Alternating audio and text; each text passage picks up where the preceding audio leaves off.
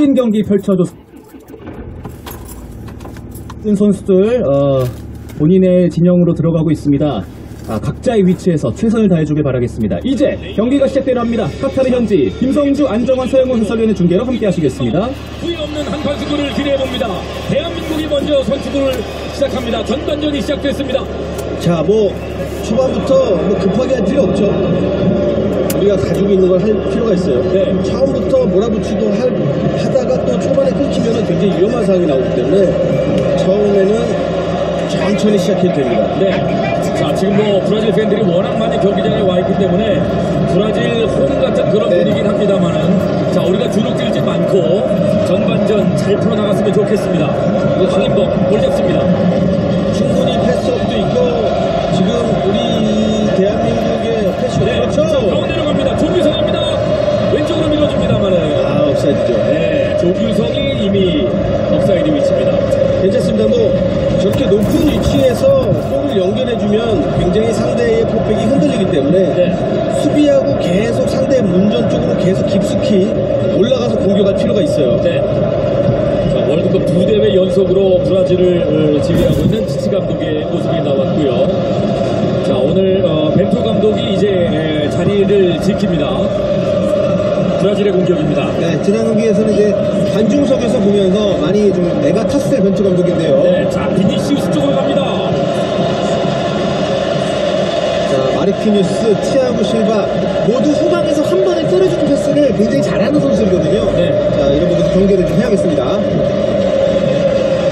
자, 이제 브라질 수비에서 한 번에 저런 때리는 것을 막기 위해서는 우리 공격수들이 편하게 실바나 마르키뉴스가 킥하지 못하도록 막아줘야 되는 거죠. 네. 자, 지금 가운데 마르키뉴스, 오른쪽에 이제 밀리탕입니다. 카피냐, 왼발을 잘 쓰는 카피냐, 다시 밀리탕. 자, 사실상 3백 형태로 움직이고 있고요. 네. 다니엘 선수가 오늘 이제 왼쪽 측면 풀백 나올 걸로 예상이 됐는데, 본인들이 볼을 잡고 전개할 때는 중앙 수비형 미드필드 자리로 이동을 해서 네. 상당히 권한구상한 수비 전술을 구사하고 있습니다. 그러네요. 카제미로 쪽으로 가깝게 와서 있습니다. 그러니까 미드필드의 숫자를 좀 더 둔다는 거죠. 네. 자, 이사이스 그러나 네이마르 쪽으로 갑니다. 자, 볼 지키면서 좋아요. 잘 뺏어냈습니다. 뒤로 연결합니다. 김문환 길게 걷어내는 김승규. 자, 헤딩. 자, 볼 뺏어냅니다.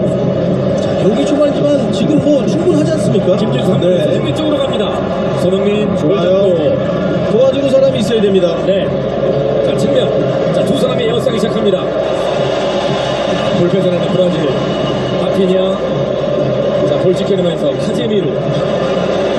네이마르. 측면 비니시우스. 김문환이 수비합니다. 자, 지연해줘야 돼요. 지연해줘야 돼요. 가운데 조심해야죠. 시다리송 네이마르. 자, 중간 카트. 자, 지금 나와야 돼요. 그렇죠. 측면으로. 자, 볼 잡고 있는 조규성. 아쉽네요. 핸드볼 파울입니다. 지금 저렇게 이제 네이마르, 히사리송이 공격적으로 나와서 많은 선수가 브라질에 투입됐을 때 우리가 역습, 끊으면 역습으로 굉장히 좋은 찬스가 나타날 수 있어요. 네. 자, 한 번에 찍어차주고 다시 비니시우스. 오늘 김문환과 여러 차례 만날 것으로 예상됩니다. 자, 한 번에 돌파만 주지 않으면 됩니다. 네. 카제미로 오른쪽으로 갑니다. 자, 다 같이 이동해야죠. 카피냐. 자, 안쪽 재빨리 패스했습니다만은 파케타가 잡아주질 못했습니다. 좋아요. 이렇게 이제 끝까지 패스 받는 사람을 쫓아가다 보니까 파피냐 선수도 패스를 강하게 할 수밖에 없어요. 근데 이제 실수가 나올 수밖에 없죠. 네. 그러니까 이렇게 재미없게끔, 브라질 선수들이 재미없게끔, 축구가 재미없게끔 만들어줘야 됩니다. 네. 이 브라질 선수들은 축구를 정말 놀이처럼 하는 경우가 많은데요. 네, 즐기기 때문에 네. 즐거움을 주면 안 돼요. 요거를 일처럼, 노동처럼 힘들게 해야 되겠습니다. 네. 자, 김민재가 돌아왔습니다. 정말 다행스러운 일입니다. 한 번에 길게 패스합니다. 김영철이 앞으로. 스피드. 손흥민. 자, 헤딩 경합. 자, 뒤로 흘러갑니다. 자, 볼 잡고 넘어지는 손흥민. 옵사이드 것 같아요. 송명수가 뛰는 타이밍이 조금 앞서 있었다는 판정이 나왔습니다. 네. 이제 손흥민 선수가 경합할 때 헤딩이나 이런 몸싸움이 지금 힘들기 때문에 우리 동료 선수들은 땅으로 깊숙이 공간에 넣어주면 더 좋아요. 네. 비니시우스. 자, 두 사람 수비합니다. 이재성이 열심히 따라갑니다. 자, 볼 잡고 네이마르. 그렇죠. 지연만 해주면 돼요. 볼 돌리고 볼 쪽으로 또 접근을 빠르게 해주고요. 네. 그렇죠. 이제 끊을 수가 있어요. 아, 파울이죠. 자, 넘어지는 김진수. 자, 하피냐가 충돌이 있었고요. 그러니까 볼이 전환을 할 때 김진수 선수가 빨리 하피냐 선수한테 접근하잖아요. 네. 이런 게 굉장히 중요합니다. 자, 그럴 때 또 우리 중원에서 황인범, 뒤에서는 김영권 선수. 고조적인 어떤 접근을 좀 해주기 때문에 상대가 볼을 오랫동안 갖고 있기는 버거워하는 모습이죠. 네. 자, 우리陣에서 공 돌립니다. 김민재. 자, 우리도 패스워크가 굉장히 좋아졌기 때문에 네. 패스하면서 천천히 조근조근 딱딱식으로 올라가도 됩니다. 예. 그러니까 이거 꼭 이제 우리가 계속해서 때려놓고 이렇게 역습 지금도 굉장히 좋은 상황이지만 이게 끊기면 위험한 상황으로 벌어지거든요. 네. 또 한 번은 때려서 공격하는 카운터 어택도 있지만 패스를 통해서 공격하는 것도 나쁘지 않아요. 네. 자, 중간에 끊었습니다. 황희찬. 아, 파울을 선언하네요. 네. 아, 지금 조규성 선수가 압박을 상당히 잘해주고 있는데 오늘 주심이 약간 좀 민감하게 피스를 들고 있습니다. 그래도 조규성 선수가 저렇게 계속해서 띄워주고 접근해주고 압박해주고 파울 유도해주고 계속 해야 돼요. 자, 지금은 약간 옵사이드 상황이 됐네요. 자, 브라질의 반격입니다. 자기정에서 볼 돌립니다. 밀리탕. 자, 만약에 이렇게 브라질 선수가 편하게 잡았잖아요. 그럼 저 선수를 커버하지 못하면 우리가 움직이는 중앙에 움직이는 선수를 막하고 있으면 패스가 들어오지는 못해요. 예. 다닐루. 밀리탕. 오른쪽 하피냐에게. 바짝 해줘야 자, 돼요. 황희찬이 바짝 수비합니다. 태클로. 아, 돌파되면 안 되죠. 카세미로 안쪽. 그러나 태클로. 자, 볼 살려냅니다. 하피냐. 안쪽으로 주고. 위험해요. 비니시우스 슛. 첫 골이 나옵니다. 전반전 7분 만에 첫 골을 터뜨리는 브라질의 비니시우스. 자, 지금은 너무 볼 쪽으로 좀 쏠리는 그런 감이 있었거든요. 네. 뭐 워낙 개인기가 좋기 때문에 뭐 다시 한번 장면이 나오면 제가 말씀드리겠지만은 이렇게 브라질의 재미를 느끼는 축구를 하게끔 놔두면 안 돼요. 네. 흥이 오르게 하면 안 되는데 지금 일단 좌우를 아주 폭넓게 이렇게 찢어주는 패스를 통해서 기회를 만들었던 브라질이고요. 네. 자, 하지만 우리가 이번 대회에서 뭐 좋은 것은 아니지만 매번 선제골을 내주고도 극복을 해냈거든요. 네. 자, 시간 많이 남아있습니다. 지난번 포르투갈과의 경기에서는 5분 만에 실점을 했었는데 우리가 뒤집었거든요. 자, 지금도 여기서 이제 한 번에 좀 먹지 말았었는데 하여튼 뭐 결국에는 살아나왔으니까 할 수 없죠. 황인범의 태클을 피했고. 이제 여기서 이제 운이 좀 따랐죠. 여기서 한 번에 먹지 말았어야 되는데 네, 이게 뚫리면서 뒤로 흘러나갔고 흘러가네요. 운이 따랐어요. 비니시우스가 마무리하면서 브라질이 1대0 앞서갑니다. 비니시우스는 이번 월드컵 첫 골입니다. 뭐 비니시우스 여유롭게 보고 잘 때렸네요. 네. 뭐 어쩔 수 없죠. 상대가 잘하는 거. 하지만 이번 대회 1대0은 0대0하고 비슷합니다. 네. 뭐 전혀 신경 쓸 게 없어요. 1대0이어도 전반전만 더 실점을 안 하면 괜찮아요. 네. 자, 압박하기 시작하는 브라질. 자, 한 번에 찔러줍니다. 자, 우리가 흔들리지 않는 것이 굉장히 중요하고요. 네. 우리 플레이를 가져가면서 물론 골 점유율에서 우리가 뒤질 수밖에 없죠. 하피냐가 또 공 살려냅니다. 빠르네요. 오른쪽 측면 하피냐 뒤로 줍니다. 밀리탕 다시 이어봤습니다. 자, 에워싸면서 그러나 중간이 뚫립니다. 카세미루 한번판으로 네이마르 첫 골을 기록한 비니시우스. 자, 쏠리면서 가져가면 안 됩니다. 네. 자, 지금 이제 박스민트에서는 파울을 주지 않는 게 중요합니다. 조규성의 파울. 네이마르가 반칙을 얻어냈습니다. 뭐 네이마르 파울 아니면 못 끊는다? 아, 그건 아니에요. 수비 방법은 있습니다. 근데 네. 한 명이 골 쪽으로 시어주면서 네이마르가 우리 골문 쪽으로 돌았으면 되게 무섭거든요. 돌아서기만 못하게 하면 되는데 이게 돌았을까봐 급한 마음에 파울 내고 그런 경우가 되게 많아요. 대한민국 선수뿐만 아니라 다른 선수들 브라질의 네이마르 상대할 때 그런 파울을 많이 내거든요. 네. 돌아서지만 않게끔 하면 됩니다. 자, 오른발 네이마르, 왼발 하피냐. 자, 왼쪽으로 중간으로 중간 짧게 주고 그러나 손흥민이 걷어냅니다.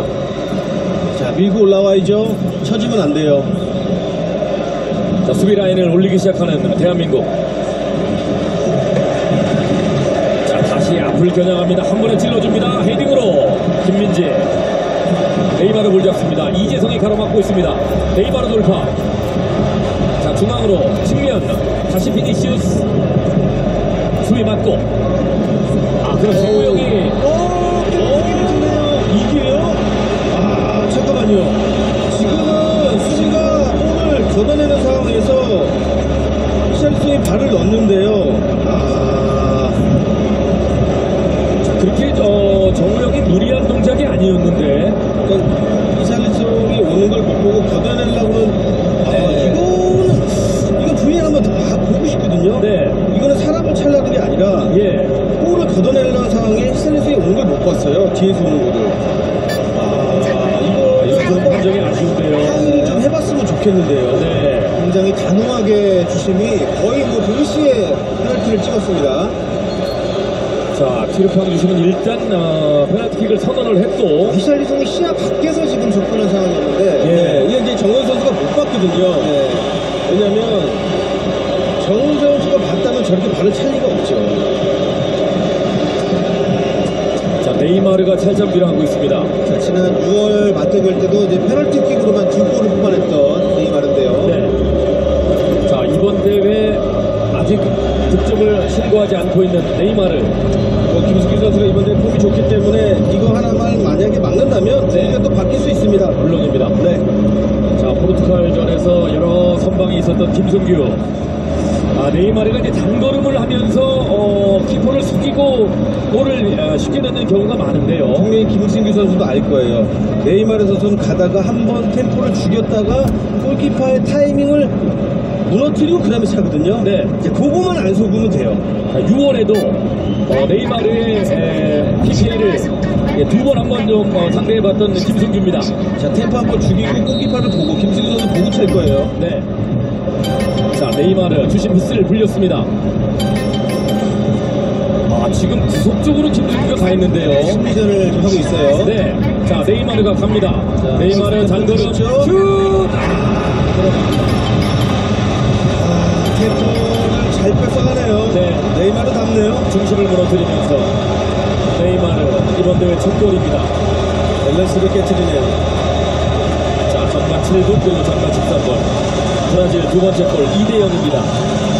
자, 이 경기가 초반에 안 풀리는 거는 분명한 사실입니다. 우리가 위기를 맞을 때마다 좀 계속 실점을 했기 때문에. 자, 그래도 우리 선수들이 제가 약간 걱정스러운 것은 첫 골 실점 이후에 많이 좀 분위기가 다운이 됐거든요. 서로 좀 동면을 하면서 남은 긴 시간이 남아있기 때문에 빨리 분위기를 바꿨으면 좋겠습니다. 아, 이건 좀 못 본 건데, 자, 이건 좀 아쉽네요. 왜냐면 이제 봤으면 정원 선수 저렇게 찰 리가 없죠. 어느 선수도 저렇게 안 차죠. 하지만 뭐 심판이 정했기 때문에 어쩔 수 없고요. 지금 보고 차잖아요. 타임 뺏었네요. 자, 일단 우리는 대한민국은 운동장에서 선수들끼리 이야기를 굉장히 많이 해야 됩니다. 왜냐면 이거를 벗어날 수 있는 거는 선수들끼리 운동장 안에서 이야기를 통해서 이 위험상을 극복하는 수밖에 없어요. 네. 자, 지금 뭐 벤치에서도 얘기하겠지만 벤치에서 얘기해서 들리는 것도 있지만은 오히려 안에서 선수들끼리 이야기하는 게 더 작용을 크게 합니다. 네. 자, 오히려 홀가분한 마음으로 브라질을 상대했으면 좋겠네요. 자, 인정하고 들어가면 됩니다. 네. 다시 한번 마음을 다잡길 바랍니다. 태극전사 2대0 상황입니다. 이재성 선수의 압박, 일단 상대의 흐름을 끊었습니다. 일단 뭐 아무리 뭐 브라질 축구가 조직력으로 좋아졌다고 해도 실점은 해요. 네. 그리고 또 우리가 득점할 수 있는 능력이 있고요. 네. 뭐 전반전을 무실점으로 막았으면 좋았겠습니다만은 상황이 이렇게 된 이상 우리가 지금부터 또 어떤 행보를 보이느냐가 또 중요합니다. 그렇습니다. 지금 이제 뭐 우리가 뒤지고 있는 상황이기 때문에 전방 압박을 갈 수밖에 없어요. 네. 자, 압박 들어갑니다. 타이밍을 확실하게 잡아야 됩니다. 자, 압박을 풀고 있는 이게 벗어나면 안 좋기 때문에 그렇죠. 네. 파울이라도 끊어야 돼요. 자, 터치하고 우리의 공격권 재빨리. 자, 볼 잡고 조규성. 저 파울 아닌가요? 측면 주고 황인범. 황인범 뒤로 줍니다. 연결되잖아요. 김진수. 정우영. 이재성이 오른쪽으로 김민재. 김민재에게. 김민재. 자, 본인이 자, 돌아서서 오른쪽 다시 한번 줍니다. 자, 1대1 해도 됩니다. 1대1 해도 돼요. 네. 자, 이재성. 김민재가 뒤로. 황인범이 나왔습니다만은 공은 왼쪽으로 갑니다. 자, 이제 우리의 흐름, 우리의 시간으로 왔죠. 패스 있습니다. 김영권이 황희찬에게 빠른 패스를 줬습니다만은 그대로 흘러나갑니다. 터치아웃. 자, 좀 높은 위치에서 이제 압박을 시도하기로 마음 먹었으면 저 위치서부터 압박이 들어가야 돼요. 자, 페널티킥 득점 장면. 네이마르 이번 대회 첫 골입니다. A매치 76번째 골. 브라질의 옆줄 공격. 자, 중앙에 이재성이 볼 끊었습니다. 김영권. 만의 골만 나온다면 또 분위기는 또 순식간에 뒤바뀔 수 있거든요. 네, 더 이상 실점만 안 하면 될 것 같아요. 네. 안쪽으로 찔러줍니다. 그러나 이재성이 보질 못했습니다. 자, 볼 뺏어서 비니시우스 나오는 순간 김문환이 볼 뺏었습니다.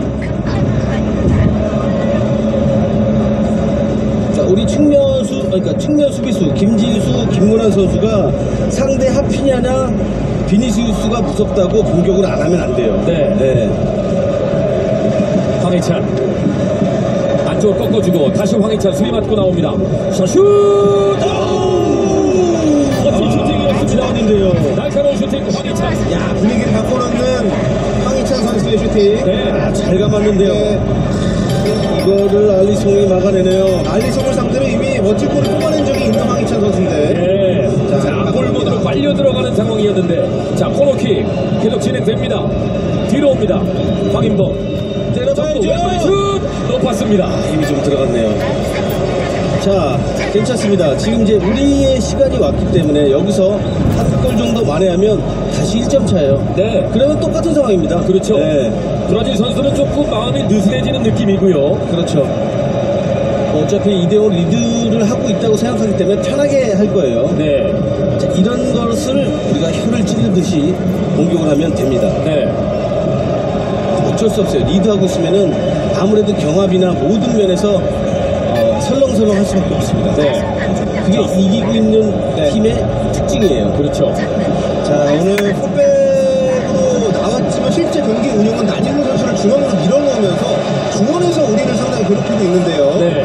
자, 아무래도 좀 그런 포지션 변화에 좀 대응을 할 필요가 있어 보입니다. 하피냐를 오늘 좀 많이 경계해야 되겠습니다. 자, 하피냐가 짧게. 자, 뒤로 갑니다. 우리 압박합니다. 손흥민이 달려갑니다. 자, 중앙으로 이재성 막아섭니다. 카세미로.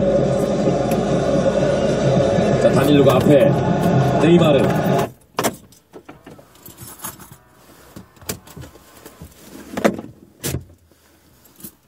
외부에서 흔드는 이야기도 굉장히 많았지만 자신의 어떤 철학과 스타일을 4년 동안 뚝심 있게 밀어붙인 게 좋은 결과를 얻어냈던 것 같아요. 그런 부분. 한편으로는 이 월드컵 이전에 벤투 감독 스타일에 대해서 지나치게 비판 일색이었던 뭐 일부 축구 전문가들이나 이런 부분들 좀 반성할 대목은 없는가. 우리가 이 리더십이라는 게 결과를 나타내려면 약간의 시간이 필요한 것인데 뭐 이게 정치적인 해석이랑 별개로요. 너무나 우리가 세운 리더를 많이 흔드는 그런 모습들이 있는 건 아닌가 하는 이 정치적인 이야기 아닙니다. 근데 자꾸 정치적 해석이 돼요. 장희찬 이사장의 얘기가 같은 이야기라도. 그런 생각이 들고 재계약 못한 거 전 축구협회 좀 아쉬운데요. 우리 축구협회가 전통적으로 감독들한테 감나라 배나라 간섭하는 경향이 많다고 축구 팬들이 비판을 많이 하거든요. 과거엔 그랬었죠. 네, 이 벤투 감독의 어떤 좋은 성과 이후로는 감독을 누구를 또 선임하든 좀 믿고 맡겨주고 협회에서 계신 분들은 지원하는 역할에만 잘 머물렀으면 좋겠습니다. 제가 이제 마지막으로 이 벤투 감독에게 정치권이 배워야 할 점을 좀 제가 정리해온 말이 있으니까 좀 그걸 말씀드리면 그러시죠. 첫째로 지금 장 회장님 말씀하신 것처럼 자기 철학과 그림이 분명했어요. 어쨌든 빌드업 축구. 뭐 그걸 뭐 빌드업 축구라고 표현해야 될지 뭐라고 표현해야 될지 저는 잘 모르는데 스파이 모시니까 모르는데 자기 철학과 그림이 분명했다. 그리고 이것을 지금 뭐 여러 가지 뭐 비판이나 성과가 없다 이런 게 나왔지만 그런 비판도 있었지만 어쨌든 그 철학과 비전을 가지고 사실 설득을 하려고 시도를 했던 거거든요. 네. 그런 점에서 굉장히 그것을 배울 필요가 있다. 지금 국민의힘도 그렇고 더불어민주당도 그렇고 심지어 정의당 다른 여타의 정당들도 이 비전과 철학을 보여주는 데 있어서는 제가 볼 때는 실패하고 있다는 느낌이 들어서 네. 이거는 이제 이 배울 필요가 있다는 생각이 들었고요. 예. 두 번째로 앞서도 말씀드렸듯이 비전과 철학이 있는 거에서 그치지 않고 구성원들이 거기에 공감하고 거기를 따르고 또 이런 것들을 잘할 수 있도록 하는 조직력을 발휘할 수 있는 기회를 또 준 거 아니겠습니까? 그렇죠. 그런 기회를 만들어내는 것도 리더 그리고 정치인의 역할이거든요.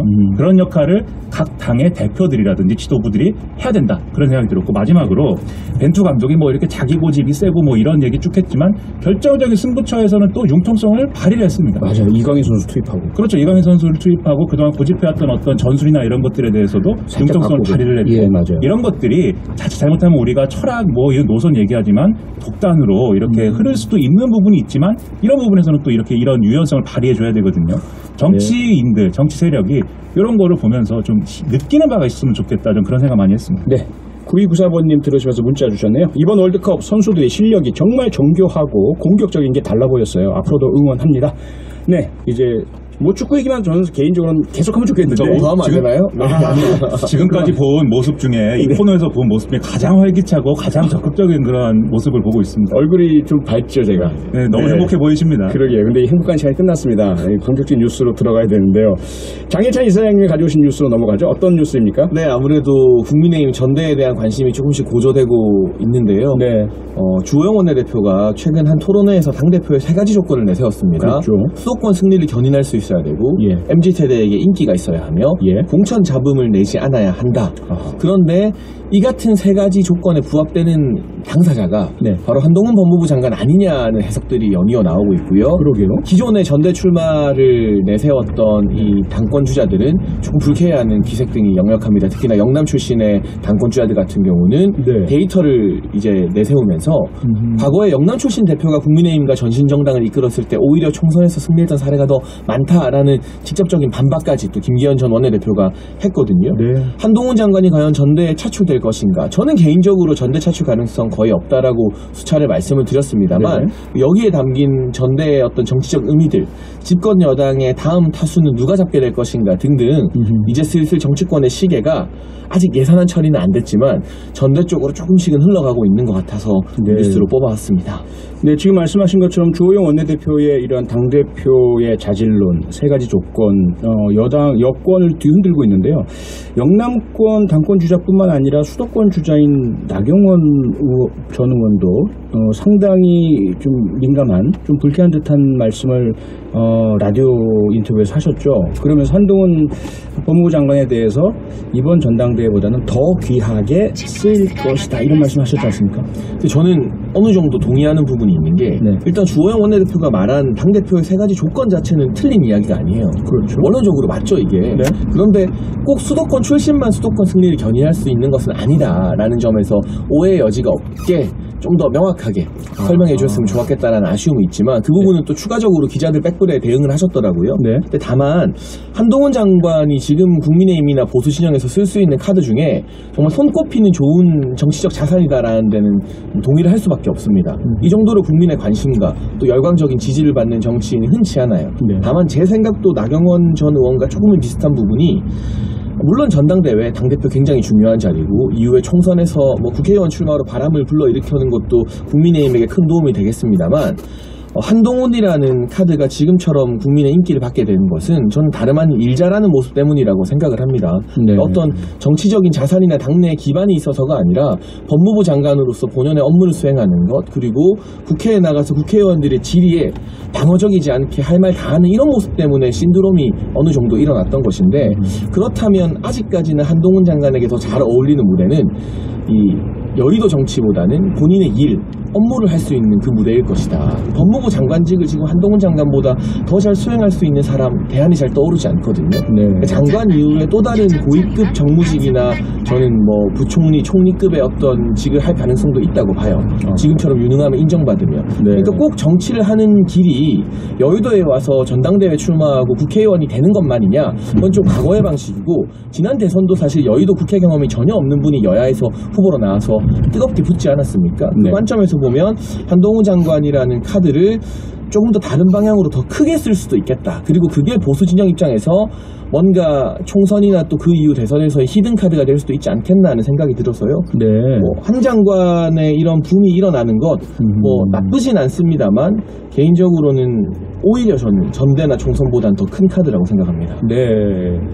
네, 장해찬 이사장께서는 한동훈 법무부 장관은 전대나 총선보다는 더 적합하고 더 큰 쓰임새가 있다라는 말씀 주셨는데 어제 장성철 소장이 이 자리에서요 한 51% 정도의 가능성이 있어 보인다 라는 말씀을 주셨군요. 전당대회 출마.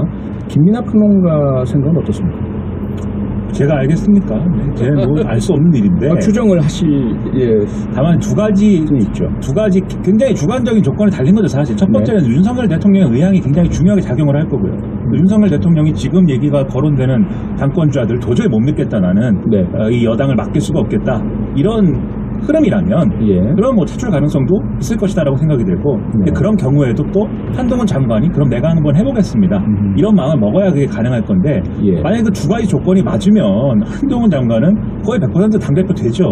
이 분위기에서는. 그런데 저는 이제 그게 결과적으로 국민의힘에 좋을 것이냐 저는 그렇지는 않을 거라고 봅니다. 왜냐하면 당대표라는 자리는 국회의원이라든가 뭐 이런 몇 해 정치인하고 그런 또 다른 어떤 중요한 어떤 역할을 해야 되거든요. 당내에 여러 가지 이견을 조정을 하고 이해관계에 대해서 여러 가지로 이제 좀 이 대응을 해야 되고 그리고 결정적으로 이번에 선출하게 되는 국민의힘의 당대표는 공천 관련한 작업이나 이런 것들을 주도를 할 필요가 있는데 이게 또 만만한 일이 아니에요. 국회의원들이 여러 가지로 우리가 얘기를 할 때 뭐 이 여러 가지 얘기를 하면서 특히 뭐 윤심을 따르느니 뭐 아니다 뭐 우리는 비윤이다 여러 가지 얘기를 하지만 가장 중요한 기준은 자기가 공천을 받느냐인 것이고 그 공천 앞에서는 뭐든지 다 할 수 있는 사람들이 국회의원들 아닙니까? 그런 국회의원들을 거의 100명 가까운 국회의원들을 컨트롤해야 되는 그러한 또 이 문제도 있는 건데 이게 정치 경험 없는 그러한 이제 특히 한동훈 장관 검사 스타일의 이런 스타일로는 좀 하기 어렵고 오히려 국민의힘 입장에서는 파열음이 더 크게 날 수도 있기 때문에 저는 그래서 전당대회 출마가 가능한 국면으로 아마 만들지 않을 것 같아요. 국민의힘에서는. 다만 이후에 국회의원 출마나 이런 것들은 저는 이제 가능할 거라고 보는데 그러니까 나경원 전 의원이 더 귀하게 쓰실 것이다라고 얘기를 한 바 있고 지금 장해찬 이사장님도 더 높은 자리 갈 수 있다 이렇게 얘기했는데 그 최종적인 어떤 결말이나 이런 것들은 대선 출마까지 지금 뭐 아직도 많이 남은 거지만 굉장히 많이 남은 거지만 대선 출마까지도 전제하고 하는 얘기들 아니겠습니까? 그렇겠죠. 근데 그 자리는 제가 볼 때는 어느 정도 그게 뭐 당장이 될지 다다음이 될지 모르는 것이지만 어느 정도 국회 경험이 있지 않으면 이제는 안 되는 그런 조건에 와 있지 않는가 저는 그런 생각도 들어서 여러 가지를 고려를 하더라도 전당대회 출마할 상황은 아닌 것 같다 이런 생각입니다. 그리고 지금 당내에서 뭐 한동훈 장관 전당대회 차출론이나 이런 거 띄우는 게 국민의힘이나 한동훈 장관에게도 별로 도움이 안 되는 게요. 한 장관이 사실 정치적인 영향력이라고 할까요? 그러니까 당내 입지 기반 제외하고 대중적인 인지도나 이 또 열성적인 지지도로 따지면 솔직히 말하면 웬만한 당권 주자들보다 더 뜨거운 상황이에요. 지금 인기가 더 많고. 그런데 그렇죠. 뭐 저는 개인적으로 전망할 때 전당대회 안 나오실 거라고 보는데 그리고 그게 한 장관의 역량을 더 발휘하는 데 도움이 될 거라고 보고요. 근데 이렇게 막 자꾸 뭐랄까요, 김이 올라오다가 막상 한동훈 장관이 출마 안 하면 국민들이 국민의힘 전대를 보다가 뭐야 한동훈 장관 출마 안 하네? 김 빠진 느낌이 생길 수 있거든요. 근데 집권여당 전대는 굉장히 관심을 많이 받아야 되고 국민들로부터 그 과정에서 새로운 어떤 컨벤션 효과를 이뤄내야 되는데 어떻게 보면 너무 센 카드를 지금 일찍 던져서 자꾸 한동훈 장관에게도 어떤 정치적인 색채를 입힐 수 있는 그런 어떤 요소가 되고 국민의힘 전대에 결과적으로 김빼기를 할 수도 있다. 그래서 사실상 국민의힘 전대나 이후 한동훈 장관의 뭐 만약에 하신다면 정치행보 이런 걸 두루두루 좀 걱정하고 윤석열 정부에 대한 애정이 있는 입장에서는 손쉽게 한 장관 전대 차출론을 이야기하면 안 되는 거예요. 근데 이런 조건이 그럼 왜 형성되느냐도 한번 짚어볼 필요가 있어요. 왜 다들까지는 아니죠. 일부 사람들은 왜 한동훈 장관이 당대표 하면 좋겠다. 또는 총선에서 얼굴 역할할 그런 사람이 필요한 거 아니냐. 이건 이제 총선 출마론에 가까운 것인데 이런 얘기를 지금 시점에 자꾸 왜 하게 되는가 그걸 좀 들여다봐야 되거든요. 누가 왜 하고 있는 거죠?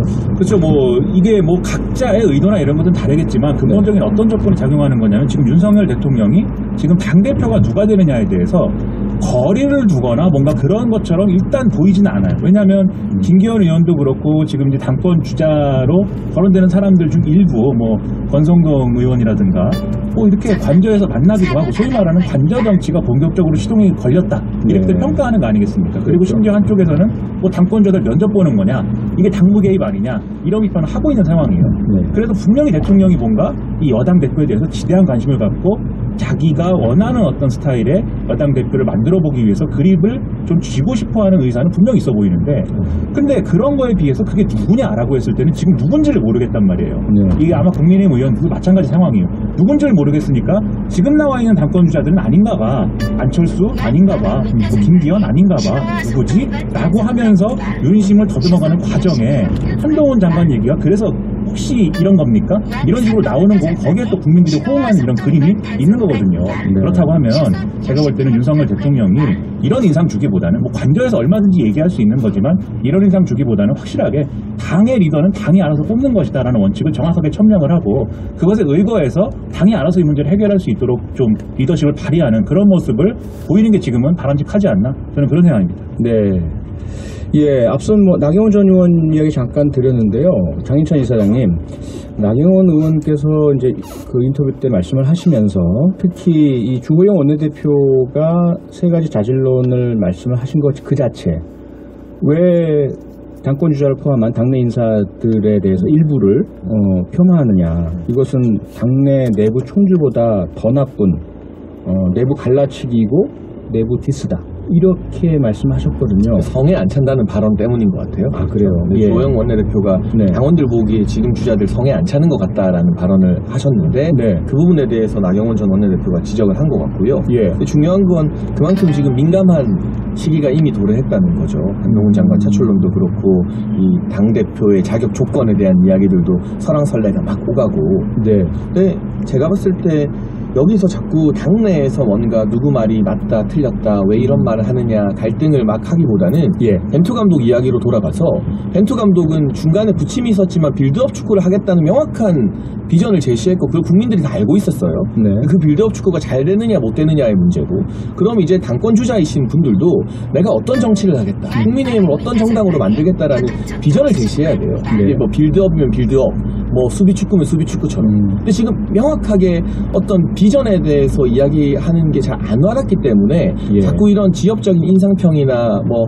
이 제3후보 차출론 이런 것들에 좀 민감하게 반응하고 있는데 그러시지 마시고 제가 이 자리를 빌려서 조언을 드리자면 내가 당대표가 되면 국민의힘을 이런 정당으로 만들겠다 뭐 빌드업 정당으로 하겠다 네. 공천은 이런 방식으로 시스템 공천을 하겠다 등등 명확한 가치관을 제시하고 그 본인의 비전 위주로 이 당원들이나 국민들이 평가할 수 있는 풍토가 좀 되었으면 좋겠다. 아직까지도 그 비전 명확한 슬로건이 잘 안 보이는 게 좀 아쉬운 부분이라고 지적하고 싶습니다. 조영 원내대표 네. 말이 묘하게 해석이 된 게 네. 앞에 사람 이름을 거명했거든요. 그래서 사람 이름을 쭉 거명을 하면서 이 사람들로는 부족하다라고 한 범주에 네. 지금 이제 당권 주자라고 하는 분들의 이름이 들어가 있기 때문에 이 사람들 외의 것을 찾자 뭐 이런 얘기로 흘러가 버린 거잖아요. 민감해지겠네요. 그렇죠. 근데 그렇게 말한 배경과 의도가 있지 않겠느냐 이 해석은 당연한 거고요. 네. 특히 이 수도권에 이 소구력 있는 사람 그리고 MZ세대로 이 친화력 있는 사람 이런 것들을 구체적으로 거명했지 않습니까? 예. 이건 누군가를 상정하고 있는 거 아니냐 이런 느낌 분명히 주거든요. 그렇게 들리네요. 그런 점에서는 물밑에서 이제 정리 작업이 한창인 상황을 또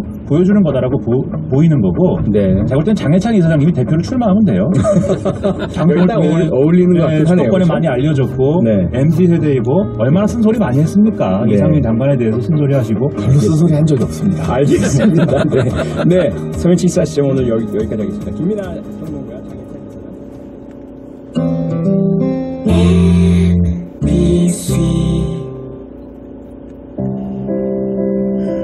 우리가 사랑한 아이돌과 지금도 사랑하는 아이돌들.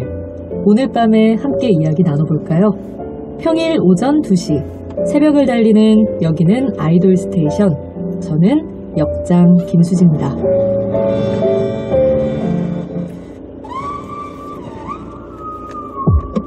야, 병석아. 자랑하고 싶은 거 있으면 얼마든지 해. 왜냐면 나는 부럽지가 않아.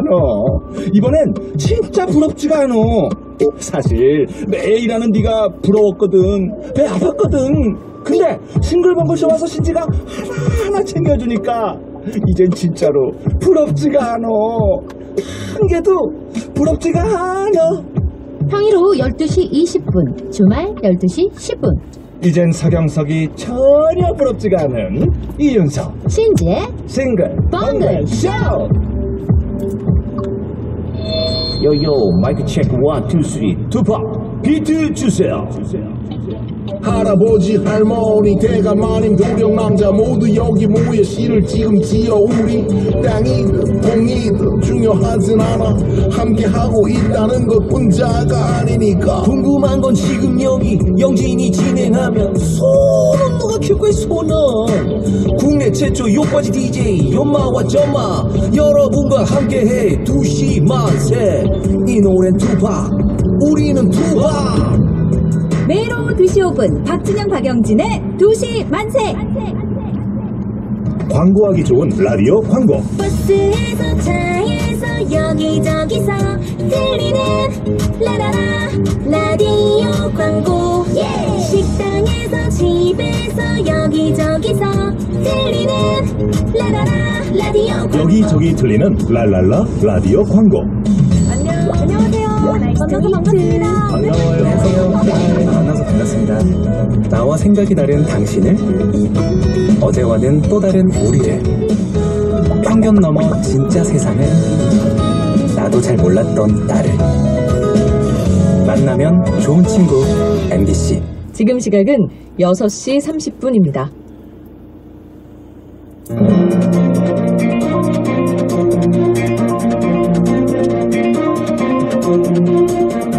우리 사회 구석구석 속속들이 파헤쳐 드립니다. 사회 프로파일링. 현장을 뛰는 기자, 사건의 핵심을 짚어내는 변호사와 함께 우리 사회를 속속들이 파헤치고 프로파일링하는 시간이죠. 사회 프로파일링. 김준우 변호사, 김호환 한겨레 신문 기자 두 분과 함께 분석해 보겠습니다. 두 분 안녕하세요. 안녕하세요. 네, 사회 프로파일링 역시 지금 유튜브로 생중계되고 있습니다. 유튜브 댓글도 저희가 실시간으로 다 확인을 하고 있으니까요. 유튜브에서 표창원의 뉴스아이킥을 검색해서 들어와주시면 감사하겠습니다.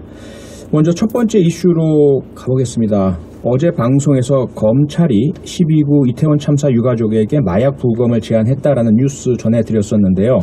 관련해서 오늘 참사 유가족의 중요한 추가 증언이 또 나왔습니다. 희생자 이지한 씨 아버님께서 오늘 YTN 라디오에 나오셔서 밝힌 내용 잠깐 들어보시겠습니다. 자, 여기 최근에 좀 보도된 건데 마약 관련해서 지금 그 MBC에서 보도된 건데 유가족들한테 부검 얘기를 좀 했다고 하던데 혹시 그런 얘기 들으셨습니까? 예, 들었습니다. 저도 들었고요. 거의 아마 유가족들 거의 다 들었을 겁니다. 대검은 어제 아니라고 하던데요. 아니라 입장이 있던데. 제가 알기로는 거의 다 들었습니다. 거의 다 들었다고요? 경찰이 처음에 와서 하는 얘기가 조서를 꾸며야 된다. 그리고 부검을 할지도 모른다. 네네. 그래서 아니 사연이 압사 아닙니까? 라고 했더니 그거 확실치 않답니다. 그래서 부검을 해야 되고 혹시라도 마약 관련해서 그것도 확인을 해야 되기 때문에. 근데 제가 알기로는 전체 유가족분 중에 3분이 부검을 하셨고. 네, MBC의 마약 부검 의혹 보도가 나오자 대검찰청에서는 조직 차원의 지시는 없었고 검사 개인의 판단에 따라서 언급은 했을 수는 있다, 이렇게 이제 반박을 했는데요. 지금 유가족 이야기를 들어보면 참사 유가족이 거의 다 마약 부검 이야기를 들었다라는 건 아닙니까? 네. 김환 기자, 이 유가족분들의 증언 어떻게 보세요? 네, 뭐 저희 그 언론이랑 저희 회사랑 인터뷰한 유가족들도 다 마약 부검 얘기를 하고 계시거든요. 그러세요? 예, 그러니까 이게 뭐 몇몇 유가족들이 들었는데 뭐 그랬다 하더라가 아니라 많은 유가족들이 실제 이 얘기를 들었던 거예요. 그리고 이제 그 특히 납득이 안 갔던 게 그 이 얘기다라는 얘기도 공통적으로 하고 계시거든요. 네.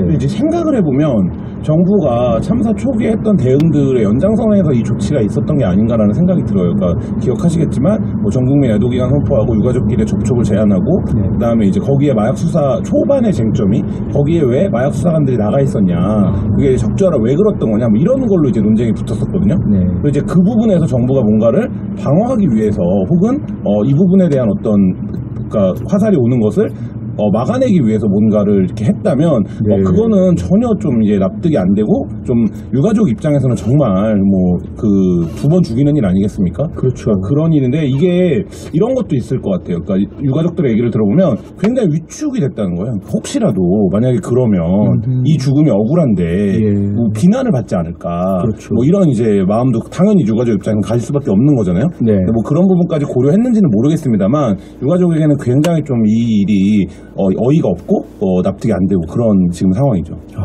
근데 저는 대검 차원에서 조직 차원의 지시는 없었고 검사 개인의 판단에 따라 언급은 했을 수 있다. 이럴 때만 검사 동일체 원칙이 사라지는 것 같아요. 평소에는 뭐 검사 동일체 원칙을 신조처럼 여기면서 법적으로는 폐기되긴 했죠. 법적으로 폐기되긴 했는데 이럴 땐 또 일탈. 그러면 언급은 했을 수 있다가 아니라 어떻게 된 것인지 진상을 규명하겠다라고 얘기를 해야 되지. 그렇죠. 언급은 했을 수 있다는 식의 꼬리 자르기식 대응을 한다는 자체가 지금 진상 규명이 반드시 필요하다. 대검 차원에서도 오히려 이렇게 돼버리니까 그동안 뭐 국민의힘 쪽에서는 국정조사에 왜 대검이 필요하냐라고 했는데 오히려 대검이 국정조사 담당이 필수 기관이 돼야 된다라는 것이 오히려 국정조사에 필요한 기관이라는 게 확인된 것 같아요. 저는 사후적으로 그런 문제가 있고 이런 부분들이 있기 때문에 결국은 피해자 유가족분들의 어떤 연대 혹은 유가족 모임이 좀 필요한 거 아니냐. 이렇게 안 그러면 개별화됐을 때는 이런 것들을 몰랐을 테니까 그래서 많은 걸 좀 시사하는 뉴스가 아니었나 싶습니다. 네, 여야 간의 이태원 12구 참사 국정조사에 합의할 때 대상 기관에 야당에서는 대검찰청이 들어갔고요. 그 다음에 여당은 대검찰청을 왜 넣느냐라고 이제 반대를 했었지만 결국 재합의를 하면서 대검찰청에서도 마약 수사 관련된 부서만 포함되는 것으로 합의가 됐지 않습니까? 그것이 이제 지금 김준호 변호사 말씀으로는 이러한 마약 부검 관련 논란이 바로 대검찰청이 국정조사 대상이 되어야 할 이유다 이런 말씀 주셨잖아요.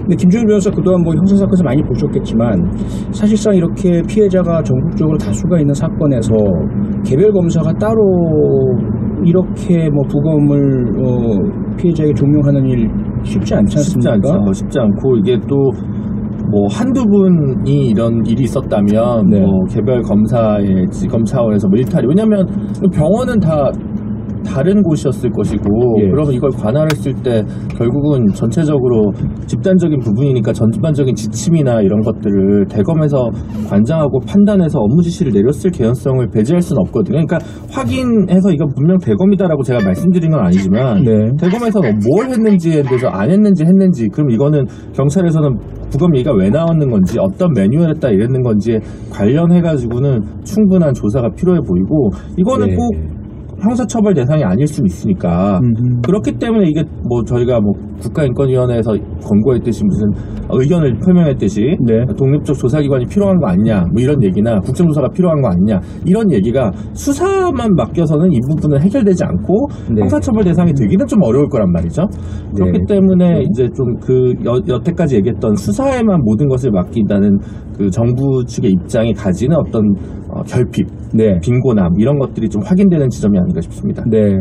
뭐 부검 문제뿐만 아니라 유가족분들께서 계속 요구하셨던 것이 정부와 정치권과의 면담, 유가족들과 함께 면담을 좀 하자 이런 요구를 계속 해왔는데 오늘 보도된 내용을 보니까요.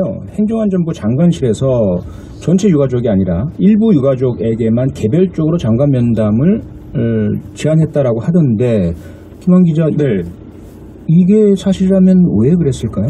그러니까 이게 지금 유가족들이 면담 요청을 했더니 행안부 쪽에서 한 가족씩 보자 일단 이렇게 해서 그 가족들이 함께 보는 요청을 거절했다라는 게 유가족들의 얘기거든요. 그러면서 이제 이게 선별 접촉을 하려고 한 게 아니냐 행안부가 이런 얘기인데 이게 이제 뭐 행안부의 입장이나 설명을 들어봐야 하는 문제긴 합니다만 지금까지 정부의 대응 태도에 이것도 연장선에 있고 유가족들 입장에서는 이해가 안 가는 거죠. 그러니까 지금 보면 이제 뭐 유가족들을 1대1로 공무원과 매칭시켜라. 그래서 유가족끼리 서로 커뮤니케이션 하는 것보다는 그 1대1로 매칭된 공무원을 통해서 요구사항이라든지 뭐 애로사항을 듣겠다라는 거였고 그 다음에 그 뭐 문건이 공개되기도 했습니다만 이 유가족들이 조직화되는 거를 참사가 발생하고 이튿날부터 굉장히 경계를 하는 모습을 보였거든요. 그리고 이제 국민의힘이나 여당에서는 공공연히 세월호 참사와 같이 이게 어떤 조직적인 반정부 투쟁이 될까 우려하는 얘기들을 하고 있고 그러니까 이런 과정을 놓고 보면 유가족 입장에서는 여전히 행안부가 본인들을 뭔가 이렇게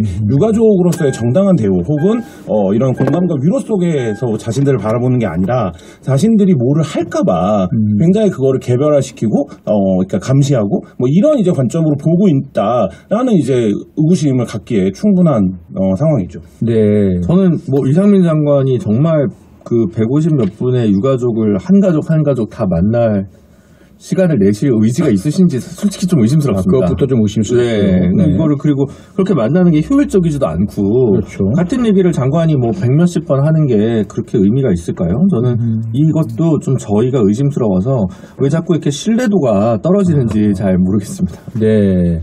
네, 유가족분들을 대하는 정부의 여러 가지 좀 뭐랄까 납득 안 가는 그런 조치들이 있는데 하나의 이제 지지율이 올라가는 원인이 피하는 거. 지금 윤석열 대통령이 그렇다고 해서 국정 운영에 대해서 좋은 평가만을 받을 수는 결코 없지만 논란이 되면 이건 올라가려고 하는 지지율도 끌어내려오게 되는 것입니다. 네네. 저는 도스태핑 안 한 거는 지금 지지율이 올라가고 있거든요. 알겠습니다. 들으시면서요 4621번님께서 질문 문자 주셨습니다.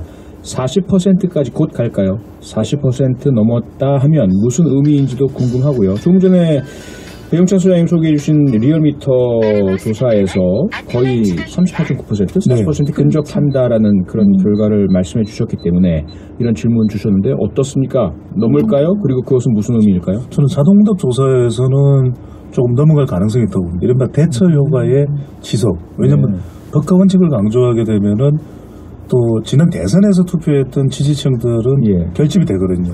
자동응답에서는 그게 좀 단기간 내에 저는 나타날 가능성이 높다. 적어도 한두 주 이내에 이달 내로는 자동응답 조사는 40%를 돌파할 수 있다. 그게 이제 대체적인 성격은 선결집 후 확대 현상이라고 봐야 되겠죠. 윤석열 대통령이 지난 대선에서 투표했던 지지 유권자들이 48.56%니까 그들은 자동응답 조사에서 조금 먼저 결집을 하고 중도층은 나중에 실제 그것이 가능해졌을 때 확대되는 현상인데 문제는 이런 걸 겁니다. 지지율이 올라가다 보니까 윤석열 대통령이나 대통령실이나 국민의힘이 어떤 판단을 낼 수 있냐. 그냥 이대로 가자. 이대로 가면 되겠네 하는 생각을 할 수 있다. 지금 저도 ARS에서는 40% 넘을 걸로 보는데 리얼미터 기준으로 보면 지난 2주 전에는 3%포인트 상승했고 이번 주엔 2.5%포인트 상승했는데 지지난주가 중도층이 먼저 상승을 했었거든요. 근데 이번에는 보수층이 좀 더 상승을 많이 했어요. 그래서 이 비중을 그러니까 올 상승한 폭을 보면은 아직 보수층이 조금 더 결집할 가능성은 있어 보여요. 그래서 넘어갈 가능성이 있다. 네. 지난주에 사실 배용찬 소장께서 이 화물연대 파업에 대한 정부와 대통령의 대응이 어떨지에 따라서 지지율이 변동이 있을 것이다 라는 예측을 주셨고 그대로 지금 상향이 됐습니다. 그러면요 이은영 소장님 빅데이터 상으로는 어떻습니까? 이게 화물연대 파업 관련해서 분석해 보셨죠? 네, 그렇습니다. 제가 11월 28일부터 12월 5일까지 빅데이터 분석 툴인 썸트렌드를 가지고 분석을 했는데요. 지난주에도 저희가 화물연대 파업으로 키워드 분석을 했어요. 그때는 8,442건의 언급량이었는데 이번 주에 해보니까 48,376건. 관심도가 확 올라갔죠. 특히 30일날 굉장히 많이 올라갔습니다. 12,851건이었는데 28, 29일 업무 개시 명령이 이제 보도가 되고 실제 집행이 되면서 30일날 상당히 많은 관심을 보이면서 이제 그 이후로 이제 쭉 빠지는 흐름을 보였고요.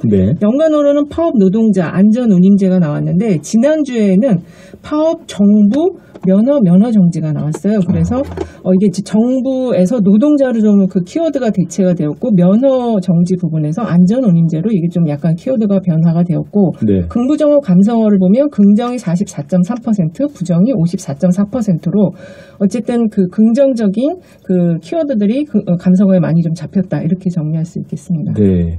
자 이제 문제는 향후의 지지율 추이일 텐데요. 정부에서는 계속 앞서 배용찬 소장님 말씀처럼 이대로 쭉 가자 강경 대응 기조 유지가 계속되고 있고요. 민주노총은 우리도 강하게 대응하겠어라는 식의 강대강 대결 국면이 나오지 않습니까? 오늘도 총력 투쟁대회 열었고요. 맞습니다. 이렇게 되면 계속해서 지지율 상승 여론은 정부 편 이렇게 되나요? 꼭 그렇지만 않을 겁니다. 그런가요? 그래서 저는 이 빅데이터 내용에 우리가 좀 더 주목해야 되는 이유는 11월 28일부터 12월 2일까지 사이에 빅데이터로 언급량을 보면은 카타르 월드컵보다 화물연대 파업의 언급량이 더 많습니다. 네. 저도 깜짝 놀랐거든요. 그 기간 동안은 11월 28일부터 12월 2일 사이에는 그 이야기는 화물연대에 대해서도 국민들이 상당히 많은 관심을 가지고 있었는데 파업은 대체적으로 파업이 산업에 미치는 영향 때문에 이 내용은 부정적이라 하더라도 업무 개시 명령을 내려서 법적으로만 대응하는 것에 대해서는 분명히 부담이 있습니다. 왜?